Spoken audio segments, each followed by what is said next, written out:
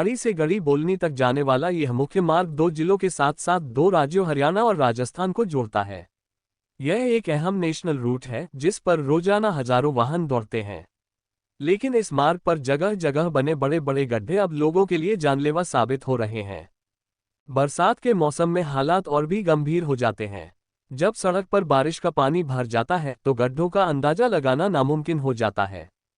नतीजा, दोपहिया वाहन चालक इन गड्ढों में फंसकर चोटिल हो जाते हैं, तो वहीं 4 पहिया वाहन भी क्षतिग्रस्त हो रहे हैं।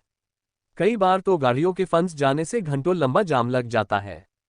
सबसे बड़ी चिंता यह है कि इन गड्ढों की वजह से डायल 112 जैसी आपातकालीन सेवाएं भी समय पर नहीं पहुंच पाती।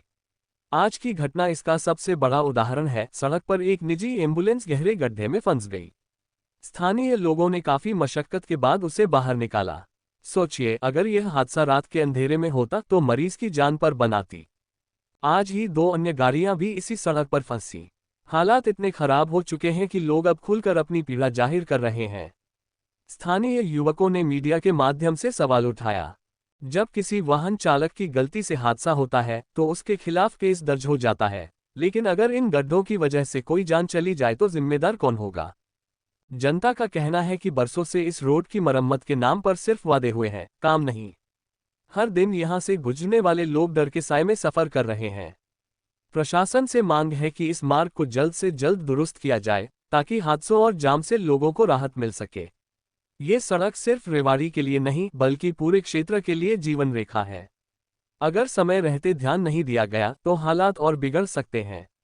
जनता अब बदलाव चाहती है और उम्मीद कर रही है कि उनकी आवाज जिम्मेदार अधिकारियों तक पहुंचेगी। मेरा नाम नवीन पटेल है, फ्रॉम सालावास। यहाँ मेरा धंधा है, काम है मेरा, और यहाँ पे काफ़ी टाइम से बहुत बड़ी समस्या है। और आए दिन थोड़ी सी बारिश होते ही यहाँ बड़ा लंबा जाम लग जाता है। ना तो यहाँ प्रशासन उसको देखता है ढंग से, और ना ही स्थानीय लोगों की मदद से मुश्किल से जाम खुलवा पाते हैं हम।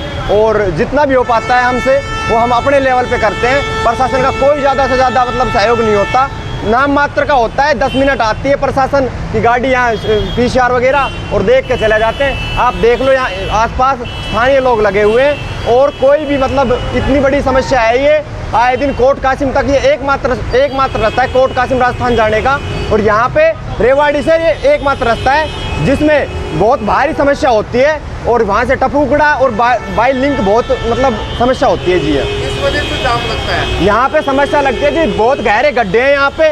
गड्ढों का कोई समाधान नहीं है। गड्ढे ज़्यादा बदतर होते जा रहे हैं। कई एक्सीडेंट होके जान भी जा चुके, और इसका कोई समाधान अब तक नहीं हुआ है। पब्लिक बहुत परेशान है। आने जाने वाले लेडीज़ है, कोई भी जेंट्स है, लेडीज़ गाड़ियाँ चला रही है, ऐसी समस्या होती है। इसके बारे में हम क्या कहें, किसको दोष दें, अपने प्रशासन या हम आपको? ये इतने खड्डे कर रखे हैं, हैवी डंपर वगैरह कुछ भी है, सारा रोड ख़राब कर रखा है। इसके लिए सरकार से यही अपील है कि हर चीज़ को सही करें।